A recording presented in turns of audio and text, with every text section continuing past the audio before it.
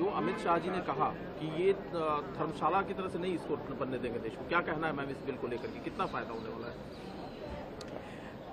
मैं आपको बता दूं कि इस बिल की अभी देश को बहुत ज़रूरत है और धन्यवाद देना चाहती हूं गृह मंत्रालय भारत सरकार को कि ठीक समय में ठीक काम किया। अगर आप विदेशियों की बात करें, अगर आप इमिग्रेशन की बात करें, तो करीबन 4 एक्ट हैं जिसके तहत सारा कार्यान्वयन देखा जा रहा है। एक है the passport entry to India act, दूसरा है इंडियन रजिस्ट्रेशन एक्ट, तीसरा है 4 एक्ट है, एक 1946 का द फॉरेनर्स एक्ट है, और इस तरह करके जितने भी एक्ट्स हैं, 4 एक्ट हैं, उन सारे एक्ट्स के सारे प्रावधान ओवरलैप कर रहे थे। तो उस ओवरलैपिंग को बचाने के लिए एक दूसरा मैं आपको बता दूं कि ये जो सारे एक्ट हैं ये संविधान जब से लागू हुआ 1950 26 जनवरी उसके पहले के ये सारे एक्ट्स हैं, नियम बने थे, कानून बने थे। उसके बाद मैं आपको बता दूं एक और बात कि 1914 से 1918 प्रथम विश्व युद्ध हुआ था और 1939 से 1945 द्वितीय विश्व युद्ध हुआ था। तो ये विश्व युद्ध जो दोनों हुए थे उस समय के एक्ट्स हैं, तो बहुत पुराने हो गए थे।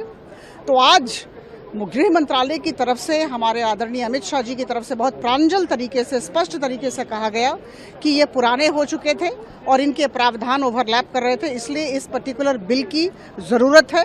और आज बहुत अच्छा लग रहा है कह के कि ये सारे पास हो गए। और इसमें सबसे बड़ी बात है कि किसी भी तरह का खर्च नहीं आएगा।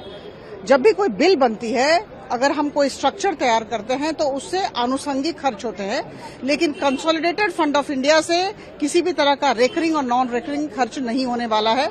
जो ब्यूरो ऑफ इमिग्रेशन है, जहां इमिग्रेशन ऑफिसर्स बैठते हैं, उसे ही सशक्त किया जा रहा है। तो कार्यान्वयन बहुत अच्छा होगा और जो उल्लंघन करेंगे नियमों का, उनके विरुद्ध सख्त से सख्त सजा कार्यानुष्ठान ग्रहण किया जाएगा और जो नियम उल्लंघन करेंगे उनके विरुद्ध कार्यानुष्ठान ग्रहण किया जाएगा। तो मुझे लगता है कि कुल मिलाकर अगर आप मुझसे पूछें तो इसकी जरूरत थी। आप जानते हैं रोहिंग्या, आप जानते हैं बांग्लादेशी जो अवैध तरीके से आए हुए हैं, तो उनको रोकने के लिए ये बिल को लाया गया है और बहुत सख्त तरीके से दस्तावेज का जांच किया जाएगा और जो लोग नियम का उल्लंघन करके आएंगे निश्चित तौर पर उनके विरुद्ध सख्त कार्रवाई की जाएगी। मैम एक और मुद्दा है, वक्फ बिल से जुड़ा हुआ तमिलनाडु की असेंबली ने रेजोल्यूशन पास किया है। तो हमने यहाँ पर खुद देखा, जेपीसी ने 38 मीटिंग दिल्ली में की, बाहर भी जाकर के स्टडी टूर किया। उसके बावजूद अगर तमिलनाडु की असेंबली इस तरह का रेजोल्यूशन पास करती है और ये कहती है कि चूंकि ये एक रिलीजन को टारगेट करने के लिए बनाया गया है। नहीं, देखिए, अगर हम गवर्नेंस को ठीक करना चाहते हैं, अगर हम सही कार्यान्वयन चाहते हैं, अगर हम दुर्नीति को रोकना चाहते हैं, भ्रष्टाचार को कम करना चाहते हैं, तो इसमें तमिलनाडु की सरकार को क्या दिक्कत हो रही है? यहाँ दिल्ली में एक ऐसी सरकार बैठी है, मैं केंद्र सरकार की बात कर रही हूँ, जो विच मीन्स बिजनेस। हमें जो वक्फ अमेंडमेंट बिल 2024 को हम लाने जा रहे हैं, जिसे पास करवाना है, जो किया जाएगा निश्चित तौर पर मुझे लगता है, उसके बाद ये जो 10 लाख वक्फ प्रॉपर्टीज हैं, इसके प्रबंधन में सुविधा होगी और जो मुत्तवली हैं, जो केयर टेकर हैं, मैं आपको बता दूं कि उन्हें जितनी आमदनी मिलनी चाहिए वो भी नहीं मिल रही है, क्योंकि दुर्नीति, क्योंकि भ्रष्टाचार है, वो पूरा कम हो जाएगा और इसी वजह से ये किया जा रहा है। तो मुझे लगता है गरीब मुसलमानों को तो बहुत फायदा होने वाला है। दिक्कत क्या है उन्हें? तो मुझे लगता है कि ये एक एजेंडा को लेकर चलते हैं। आदरणीय प्रधानमंत्री जी जो करेंगे उसका विरोध करेंगे। मुझे लगता है to every action of prime minister Modi there is an equal and opposite negative reaction, जो नहीं होना चाहिए। Thank you ma'am.